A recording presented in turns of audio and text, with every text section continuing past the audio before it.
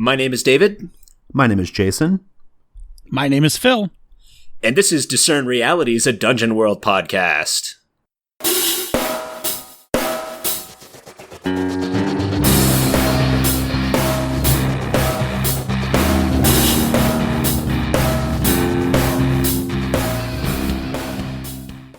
Our first segment is What Happened Here Recently? Well, before we dive into what we've been playing recently, listeners, Phil, that you heard earlier, that is Phil Vecchione from the Misdirected Mark podcast network. He is here to principally talk about his Legacy Weapon Dungeon World supplement, but we're going to just have him on for the whole show, too. So, yeah, thanks for coming on the show, Phil. And thank you for all the kind words you've said about Discern Realities in the past. It's super flattering. I was going to say, I'm super flattered to be here. I mean, I've been listening to you guys since your first episode dropped, and I've, not missed an episode. So this is fantastic. Well, we're excited to have you. So, guys, what happened here recently? Phil, what have you been doing in Dungeon World gaming lately? So recently, we wrapped up a actually pretty long campaign called the Airy Peaks. So my co-host on Misdirected Mark, Chris Snezak, ran it, and it ran on and off for over 2 years. I got all the way up to, I had one character the entire time, made it up to 9th level. Oh wow!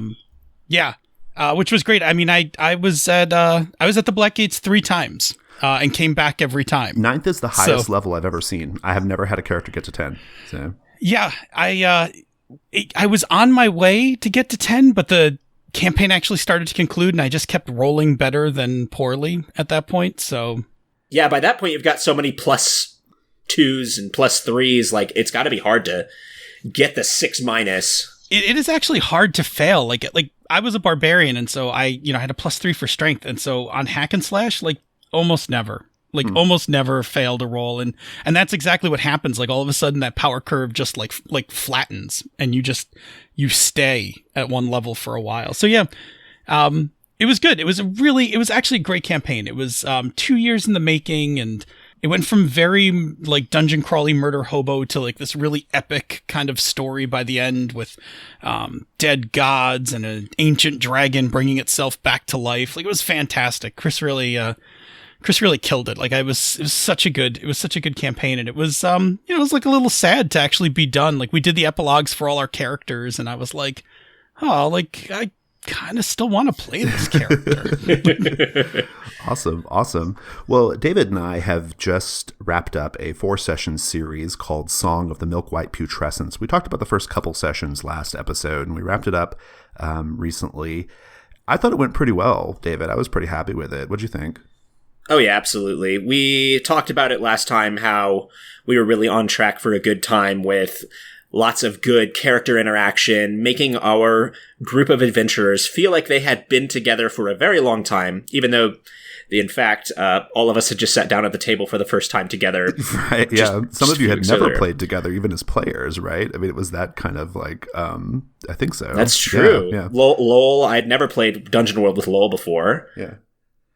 Yeah, it was great. I thought that was the magic of that series, too. There was such a good... The party dynamics were the most fun thing, right? I was pretty happy with my adventure, that I'd kind of, I do this sort of half improv, half prep thing that I do. And I was super happy with it. But I was really, when I think back on it, what just delighted me the most was your guys's... the party just felt so lived in. And I was really happy that you guys were able to hit that.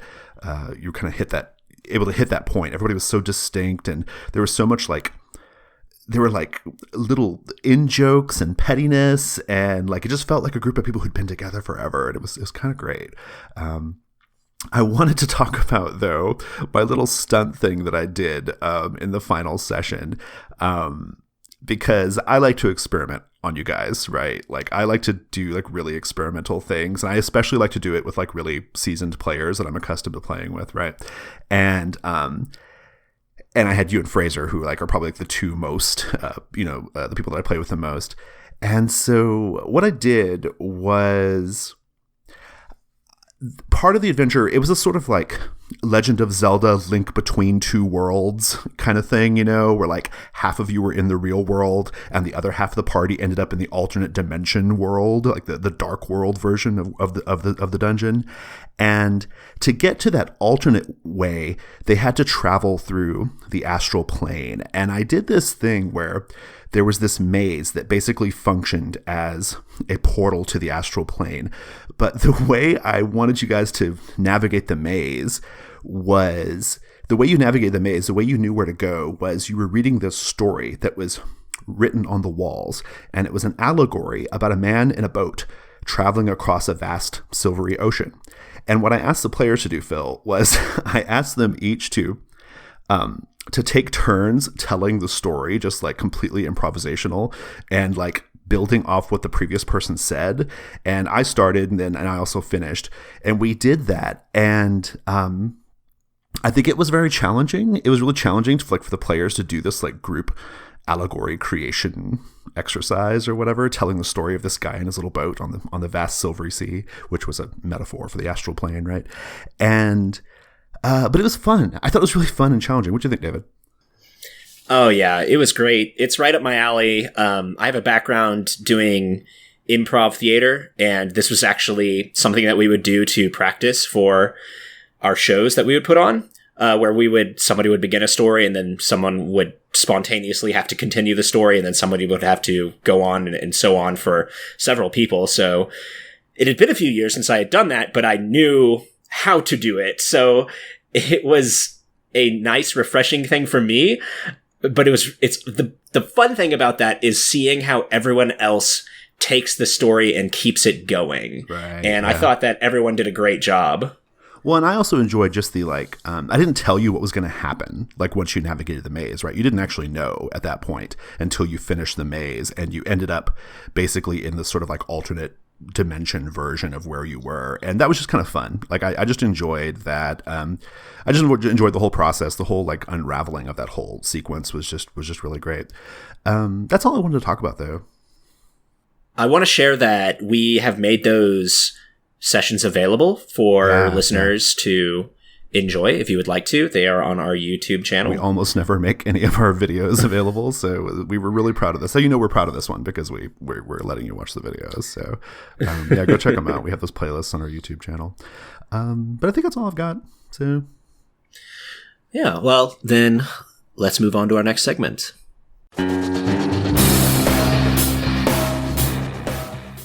Our next segment is What Should I Be on the Lookout For? So listeners, I mentioned, I want to say it was about maybe 5 or 6 episodes ago, that I got a chance to try out Phil's The Legacy Weapon Dungeon World supplement it was Dreamation, right, Phil? Where we played it? Yeah, it was Dreamation. And I got to play test it. Super, super fun. We wanted to have Phil on just to talk about it a little bit more because I'm going to say it right now. I've said it 100 times, but I think this feels like canonical DW to me. Like in the way that Perilous Wilds is like a thing that you should own for Dungeon World, I feel like Legacy Weapon is like way up there with that. So let's kind of unpack it a little bit for listeners. Just kind of explain like what is the Legacy Weapon? What does it include? What's the deal with it? Yeah, thanks. Well, first of all, thanks for the kind words. So the Legacy Weapon is it's an artifact for Dungeon World, and it's designed specifically for one-on-one play. And the idea behind it is that it's a magical weapon that has had previous owners, and it has collected from those previous owners bits of their soul in the form of moves from their playbooks. And so when it gets into the hands of the current player, they have the ability to tap into that legacy and actually be able to use all of those moves throughout their play. So it's a supplement for one-on-one play. Well, and so what's included in all of it? Like if you go and buy this on drive-thru, like what do you get? Sure. So what you're going to get is you're going to get the Legacy Weapon. So you're going to get the instructions for it. So a couple pages talking about what the weapon is, how to use it in a game. You're going to get some tips and suggestions because as you know, the playbooks have a lot of moves that are linked together. So there's, for all of the ones that are in the basic set of playbooks, there's descriptions for what are the best moves to take, and with other moves, like if you're going to take them, you should, take them in a certain way and put them into the legacy item. Then you're going to get the actual playbook for the legacy item, where you're going to actually build your weapon. So you're going to name it. You're going to determine its type. It's going to have a minor ability. It has a craving. So in order to get access to those legacy powers, you need to feed it something that's that it wants. That's a part I forgot to mention when we talked about it. Yeah, that's a good one. Yeah, so you don't just pick it up and get to use it. You have to feed it what it wants.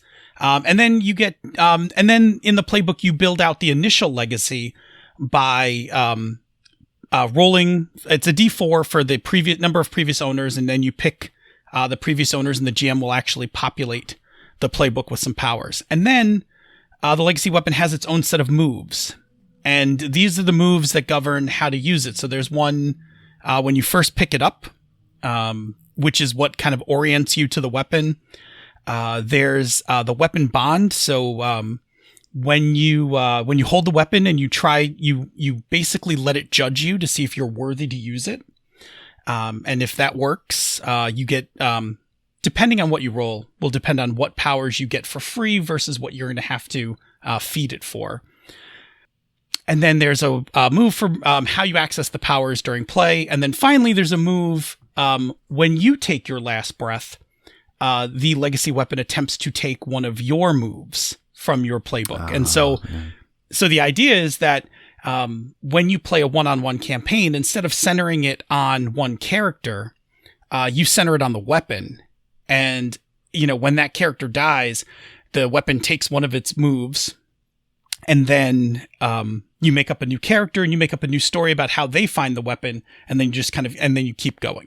One thing that I don't think you mentioned, which I actually am very fond of as far as like how it works, is as you're playing, the first time you use one of the sort of like saved powers that's in the weapon, you do a flashback vignette where you show a brief bit of history from the previous owner.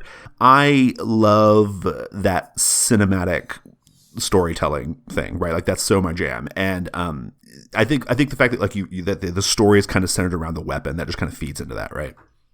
Yeah, absolutely. I mean, it was great because it was a thing that actually, as we were playtesting it, just came out of it organically, and then it was like, oh, should just totally be written right into the move. And I think what it does is it helps to center the story around the weapon, because then, like in that moment, you actually flash back and tell the story about some other hero that had it, or villain that had it, and what they did in that moment. And so that's part of it. When you actually access the power. For the first time, when you access the power of one of those people from the legacy, you tell one of their stories about a crucial time when they used the ability that you're accessing. Yeah, it's really good, and it adds a really nice flavor. And for a one-on-one game, it's nice because you have that kind of time to be able to flash back and then jump right back into the game. Yeah, I think that's a good point. Like the one-on-one part of it makes that particularly salient, right? It makes it particularly. It doesn't just enrich the story because you don't have other characters to play off of, so it kind of adds some richness there. But yeah, you're right. Like the amount of time you have is also a big deal there. So the last part of the PDF is an adventure called Alone, and it is a tale about hunting a wanted criminal and who stumbles into this lost temple, and that's where you come upon the weapon, and you have to decide how you're going to meke out justice, survive, get out, etc. Awesome. Cool. Just as we're unpacking this a little bit, you mentioned that the weapon will have certain abilities that are automatically unlocked depending on how your roll goes when you bond with it. But then you have to feed the weapon. Do you anticipate that feeding the weapon will ever be anything besides just killing enemies? Or what are some other ways that you see that going? Yeah, absolutely. So obviously we put in freshly spilled blood as one of the classic things, but right? I mean, what are you going to do, right? Yeah. Right. I mean, you can't not put it in there. But some of the other things that you can that you can put in there. Near-death experience, physical pleasure, entertainment that changes all the time. Oh, that's cool. To be heated, cherry red in a fire, the laughter of children. Which just sounds weirdly grim. I'm kind of into that. Yeah. Especially because it seems like the item is like implied to be evil. I guess it doesn't have to be, right? But it. No. Yeah. Okay. No, not at all. It could certainly be. It could certainly be like a paladin's ancient sword or something. I do like the that. idea of it being evil though, and like wanting to be fed the laughter of children for some reason. It's just right. so twisted for some reason. Yeah. Yeah, I mean, all of this has me thinking about some of Brandon Sanderson's fiction where he has these sentient things that become weapons, and some of them are very reluctant to be weapons while others are very gung-ho and evil about it, but like some of them, they'd rather be tools than weapons. Well, David, this is funny, Phil, because his Three Forged contest entry was a game about a weapon that you like tell the history of its previous owners, right? Yeah, it changes hands. It was inspired by some old Western films where it would follow this, like a Winchester 73, and it would pass through all kinds of people's hands, and it would focus on the weapon. That was what that was based on. So when you wrote the legacy weapon, I was like, I couldn't wait to bring it to David for that reason. I was like, oh, you're gonna love this. Like, just wait. Yeah, that sounds fantastic. So, Phil, I think that listeners would be interested to know, why did you make this supplement? Yep, you guys are actually the reason. So, Ramshackle Crow is the inspiration for this weapon. Yes. I suspected Ramshackle Crow might have something to do with it. Well, it started because I was listening. I think it was probably shortly after Ramshackle's unfortunate demise.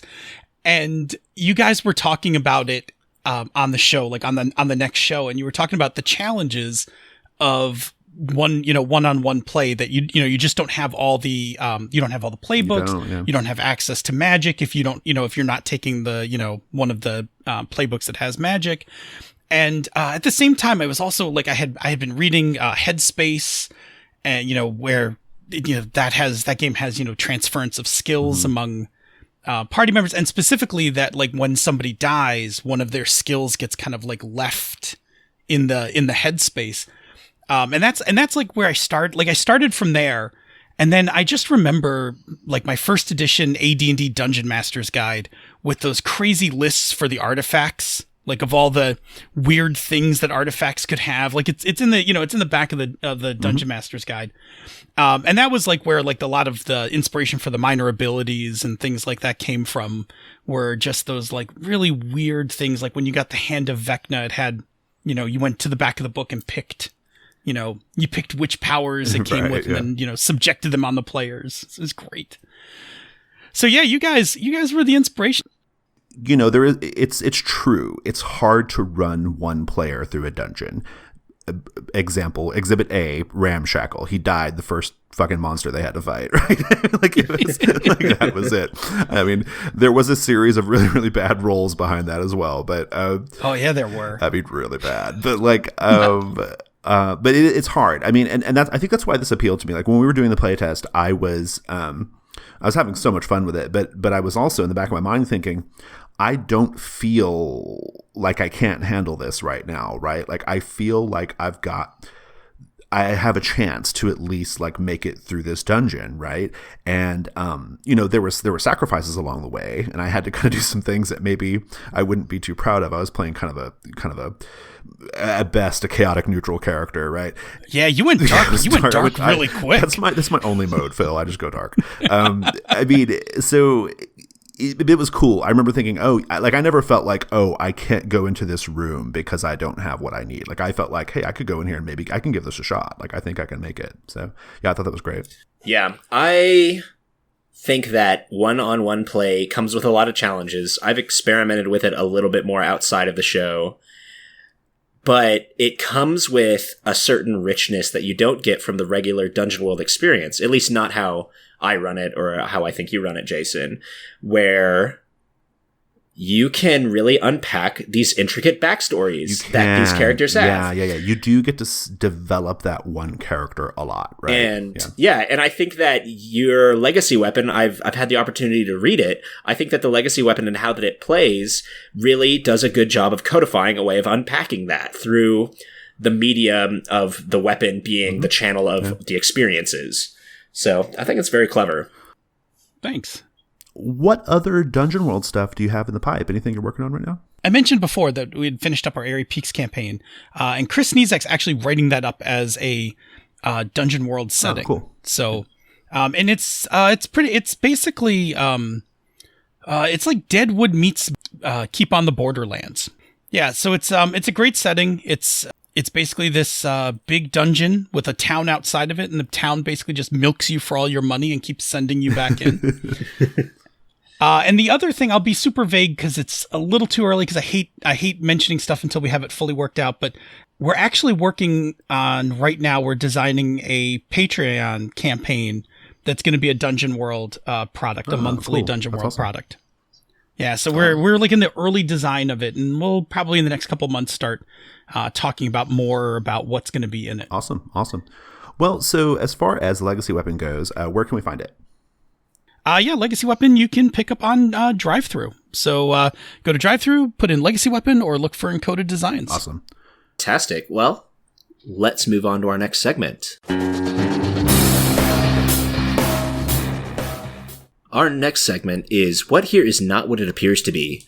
Phil, I understand that you had some thoughts about the Herculean Appetites move that is a part of the Barbarian playbook.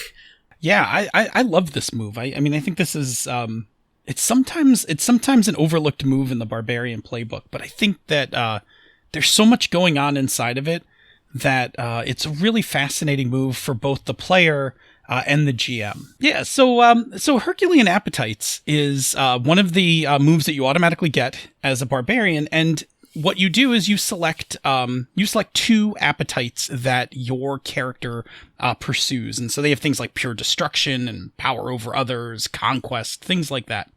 And then when you are pursuing that that appetite, when you go to roll for a move, instead of rolling 2d6, you roll a d6 and a d8.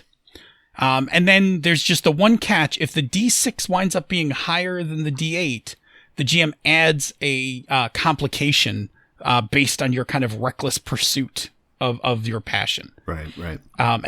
And so I really dig this move. One, because I played a barbarian for 9 levels, so I kind of steeped in this move for a while. But it does a number of things. So first of all, from a player perspective, it helps shape your personality about your character, because it gives you an idea of some things that you're passionate about. And usually, I know I did it. Like, I tied those things to actual goals. So like conquest was one of mine, and it wasn't just conquest, but like I had a goal through the campaign of what I wanted to do based on that. It's also for the GM. It falls into that kind of love letter category. For the GM, it gives you that clue, like, hey, these things are important. Yeah, it's a good goal posting move, right? Yeah, exactly. Like, these things are important. You should also try to tap into them during play.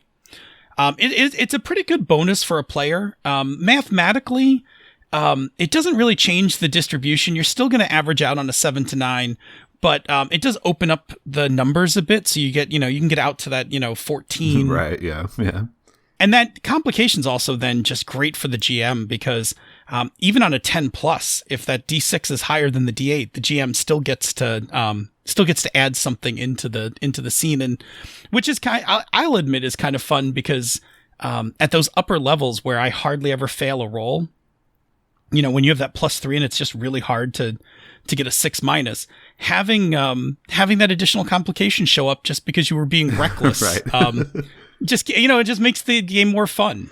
Yeah, Herculean Appetites is the one move that I would highlight for every player that wants to play the Barbarian Playbook. This is the killer app that the Barbarian Playbooks brings to the table. And if your players aren't focusing on doing something that is pursuing their 2 appetites, then they're missing out on not only a big mechanical bonus, but on a big part of what it means to be a barbarian in Dungeon World.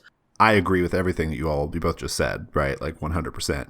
I find the move to be very challenging. I think that the move comes with a lot of at the table challenges that I've experienced a fair amount. And so I think the main one, and I think you guys will probably agree with me, is it tends to get forgotten, right?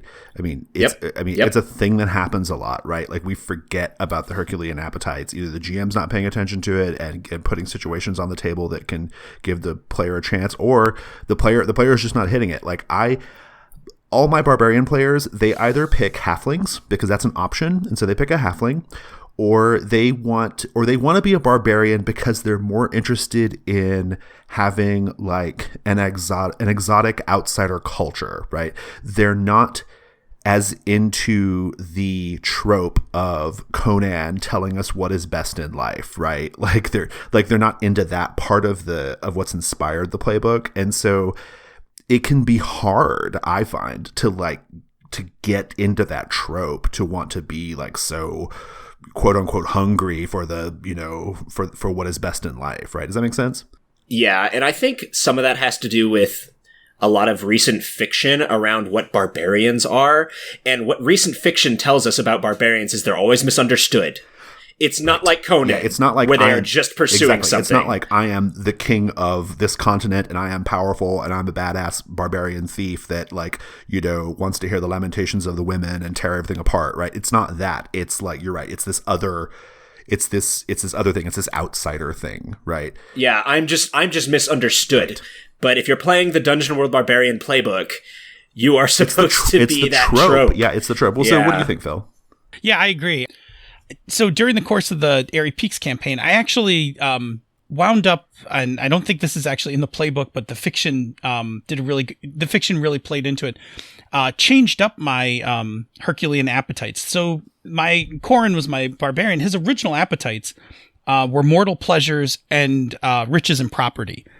So basically, that initial character was like solely about going into the dungeon, get as much gold as you can, go back to town, carouse until all the money runs out. Right. And then I'm into that. And then just do it again. and I actually patterned him off of of a drug addict. Like he would just, he was just basically, out till his next score. But then as the game changed and we kind of went into that epic mode, I was like, yeah, those don't really apply anymore. Like now it's about now it's about conquest. Now it's about, power over others. And so Chris was really good. He was like, yeah, the fiction, you're right. Like your characters had a significant life change. Like go ahead and change your appetites. And, with those I changed the goals for that character in the game. And I think that helps. Like when you're playing the barbarian, like you said, you got to play to the tropes. Like it is the Conan-esque barbarian. It's a tropey-ass playbook. I mean, that's all there is to it. It's a playbook that wants you to lean into the trope, and that's just kind of right. And you should you should just grab on and lean right into it. Yeah, but Phil, I think you've hit on something really interesting and important here that I want to bring to listeners' attention. It's not written in the move that you can change these appetites, but I think that is something that you could do at the table that would be very clever to keep this at the forefront of your players' minds. How are you doing with your Herculean appetites? Are you ready to change one? You look at it like flags and bonds, right? Or alignment. Exactly. I mean, it's the same idea. Exactly. Well, so here's the thing. Like, what do you guys think about this? One of the things that I find to be quite difficult when we have the barbarian at the table is, okay, so we're playing one type of adventure. Say we're doing a dungeon crawl. Okay, we're doing a dungeon crawl, and they have mortal pleasures marked as one of their Herculean appetites. That can be really hard to do. What does that mean? Like, does it come down to interpretation, do we think, or what? It does sometimes, and that's been the challenge for me, is my players will have a really specific idea of what it means to have pure destruction or mortal pleasures, and it is only that thing, and it's like, well, I guess you're not hitting it because you keep defining it for yourself as more restrictive than the move is, but if that's the way that they want to play it, then that's fair. It's just another difficulty, another hurdle. I think based on what David said, I think there's two things to consider. One is strict versus loose interpretation. So loose interpretation will give you a broader range to kind of make the justification that you're pursuing your pleasure. The other thing is there's immediate versus delayed. So like mortal pleasure, like when I had mortal pleasure for Corin, that was keeping focused on getting back to town. That's good. Yeah. And so whatever, and I didn't, and I obviously didn't, spam the, using this move, but if we were somewhere and we needed to, I needed to make a move to get us out of the dungeon, I was like, no, you're all just keeping me from, from drinking and whoring. So, we're going, we're going through this problem kind of thing. And so, I was like, that was the other approach I would take is you really have to think beyond just hey, I'm stuck in this dungeon. What can I do for mortal pleasure? And instead hey, I'm doing this thing because I'm going back to town and I'm going to carouse the hell out of this town. That's really smart. I actually think that's really smart. This idea of the sort of delayed gratification, right? I mean, and I think as you're talking about it here, I think the way you maybe make that happen at the table too is if the player is trying to make a case for getting to use their D8, right? Maybe you just ask them as a GM, well, explain to me how this, how does this tie into your, and then make them give you a little bit of fiction, right? I mean, that's another thing too. Maybe it's something that we don't understand as a mortal pleasure. It might be a good opportunity to say, hey, tell me about that. Why do you view this as a mortal pleasure, right? Yeah. That's a good point.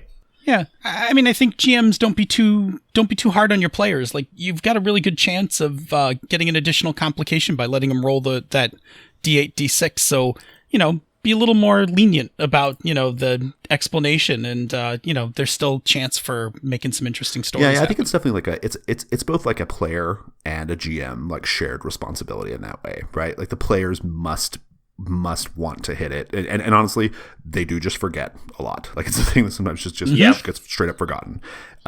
Just take a highlighter right to your playbook. Right, just color in that move right on your playbook. Well, I'm satisfied. Good discussion. Let's move on to our next segment.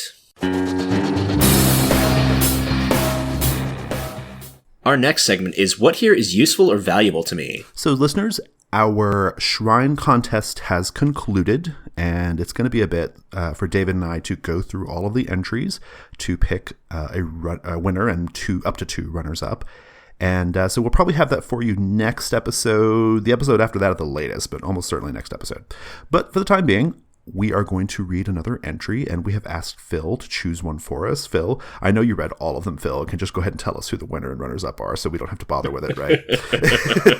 I'll tell you after. Good. Who have you chosen to read today, though? I picked The Shrine of the Sorrowful Queen by Jeremy Scott. In a long past age, an elven king whose name has been forgotten sought the means to extend the life of his mortal lover, a human named Selwyn, knowing that their love was doomed to end upon Selwyn's death. In desperation, he sought to break her from her mortal curse. The forgotten king peered beyond the black gate for an answer, but was corrupted by what he saw there. Selwyn was forced to confront the king and banished him to the dark caverns and tunnels of the underworld. This shrine honors the sacrifice made by Selwyn in banishing her lover and the burden of grief that replaced their love.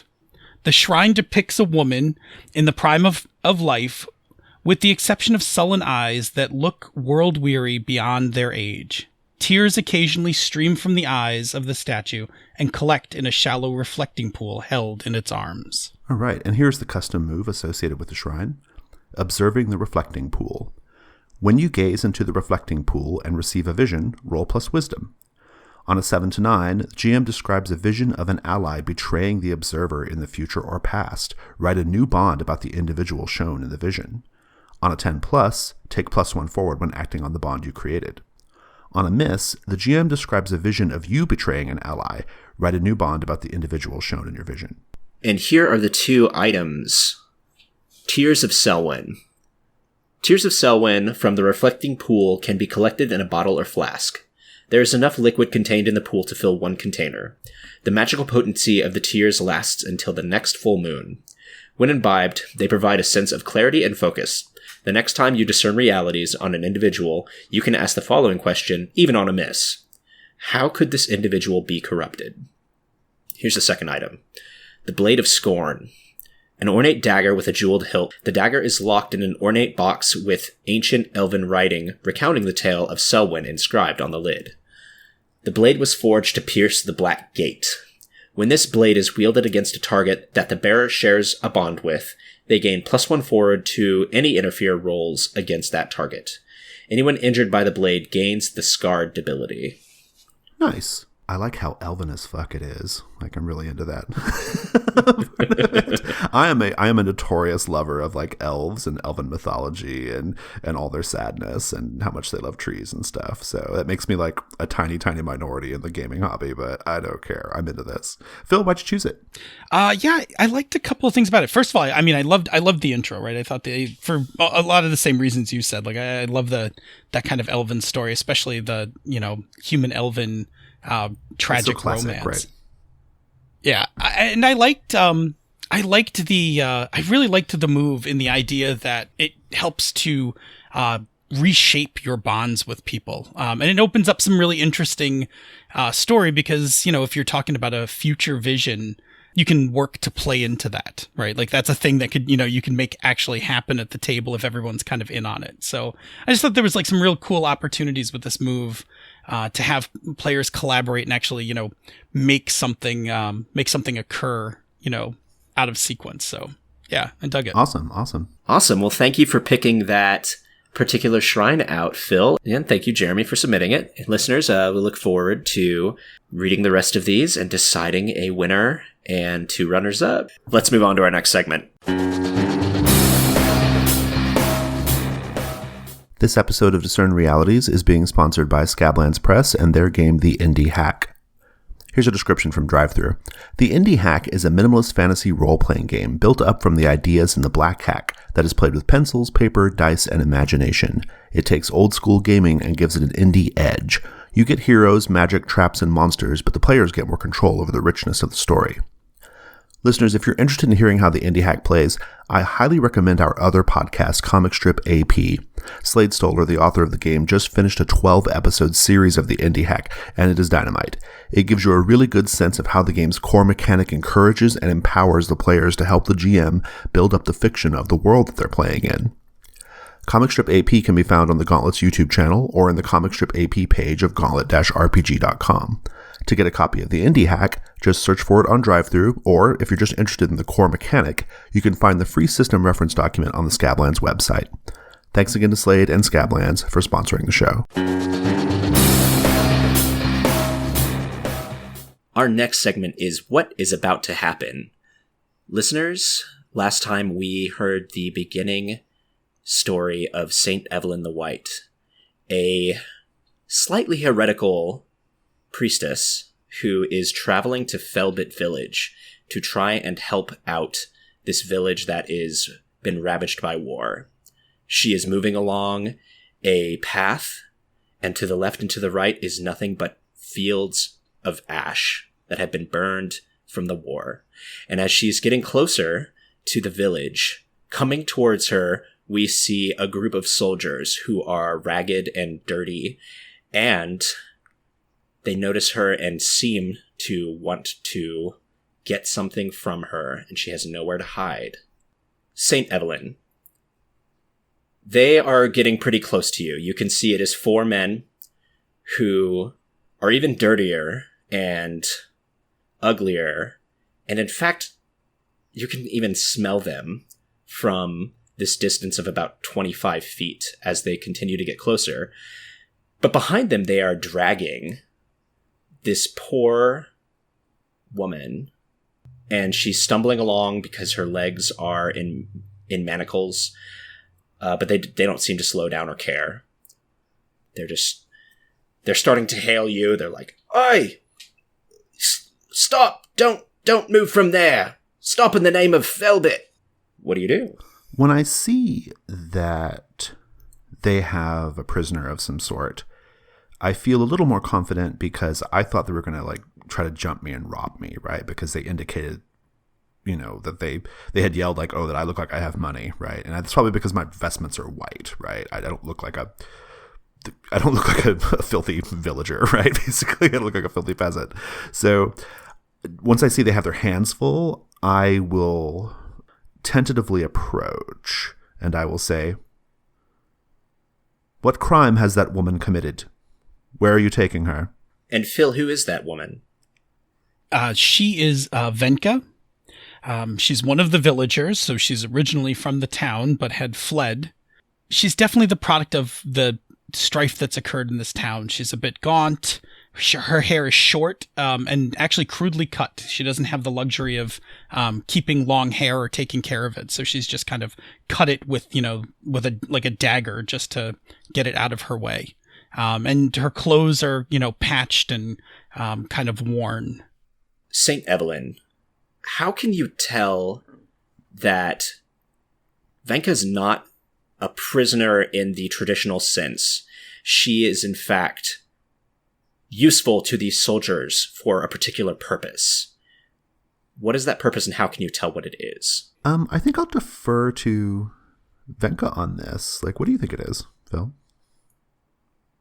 Venka is a herbalist, and her specialty is in medicinal healing. Considering the state of this town, they're in need of anyone who can kind of keep outbreaks from happening and healing wounds and things like that.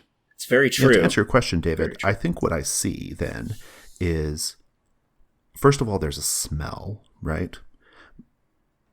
Powerful, herbaceous smell that rises up over the smell of like charcoal and blood. And over the stink of these soldiers. Over the stink of the soldiers, exactly. There's like, these lands smell like burnt things, bloody things, and dirty things, right? And Venka, though, has a very strong herbaceous, like nightshade and tomato leaf and mint smell to her, right? We would describe it as medicinal as well, right? A sort of like chemical tang in the air. And I see on her fingertips, too. Stained fingertips, stained lips, that kind of thing. The lead soldier addresses you, St. Evelyn. What business is it of yours, what we have this woman for?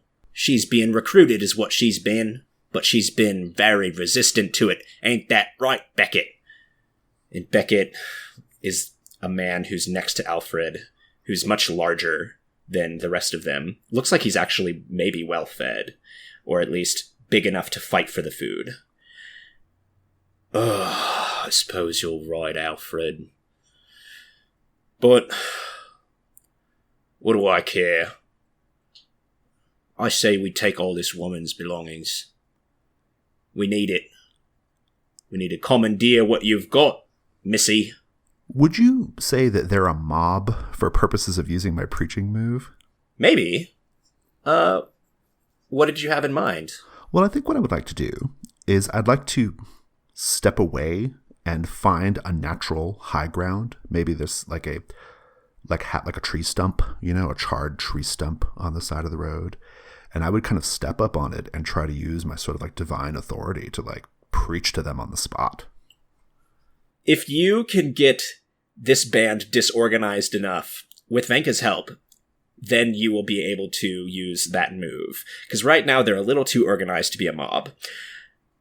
There's a skinny one behind them, and he actually kneels down. And you said there was a dead dog. Right, there was. Yeah. And he just starts picking at the dead dog. He's so skinny that he just starts eating the dead dog right then and there. And he looks up to Venka and he's like, do you want some? She just turns and looks away, like in disdain. And he's really, really young. He's like, he's probably 15 or 16, and he's just got acne. And he's starving, but he's actually kind of sweet. Like, he's offering you some of the only food that he can find, but still he's part of this awful mob. Yeah, no. You clearly need it. They don't feed you like the rest of them eat. You should get what you can. Oh, and what do you mean he doesn't eat well enough? Of course he eats well enough. He's one of the king's own, and you don't talk about what the king's own do and don't get. All right? If he ate well enough, he'd be plump like you, but it seems like you might be eating more of the shares. Ooh, nice. And I think that one of them just kind of like shoves you back a little bit. It's like, you don't talk back to us, recruit. What do you do, St. Evelyn? Well, I think that now that they're having this argument and they're kind of like fighting or whatever, now is my opportunity, right, to get up on tree stump and like call out to them. And I think I would definitely take aid from Venka if she's able to do that mechanically. Yeah.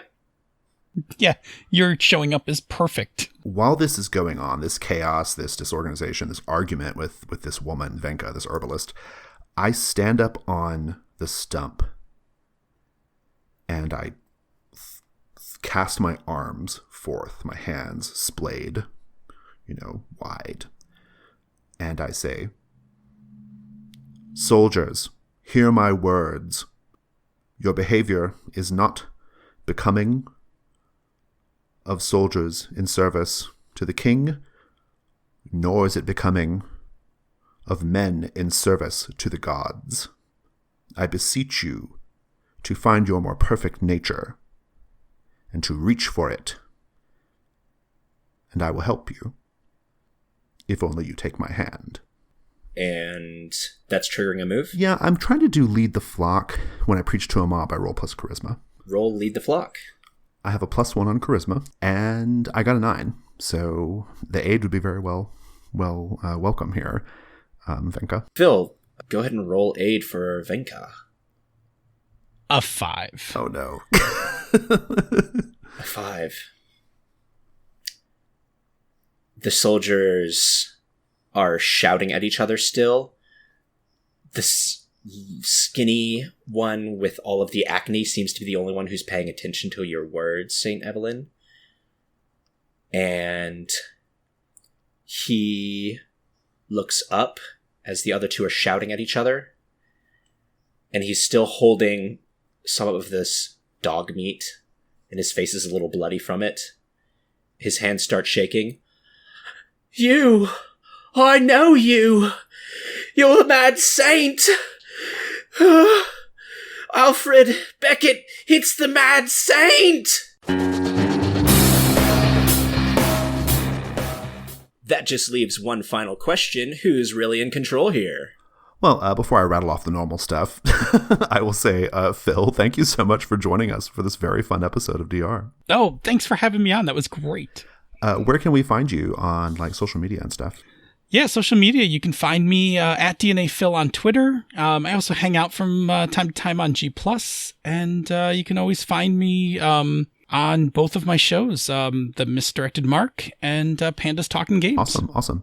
And listeners, we can be found, we being The Gauntlet, on our G+ community. Just go to the community section of G+ and search for The Gauntlet. We also have a website. It's gauntlet-rpg.com.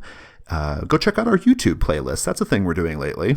Loads and loads of videos and audio things going up on YouTube. And as always, if you love what we do, we always appreciate your support on Patreon. That is gauntlet.com. No, that's wrong. Patreon.com/gauntlet. Awesome. Thank you, Jason. Thanks, David. Thanks, Phil. Thanks. And thank you, listeners. That's our show.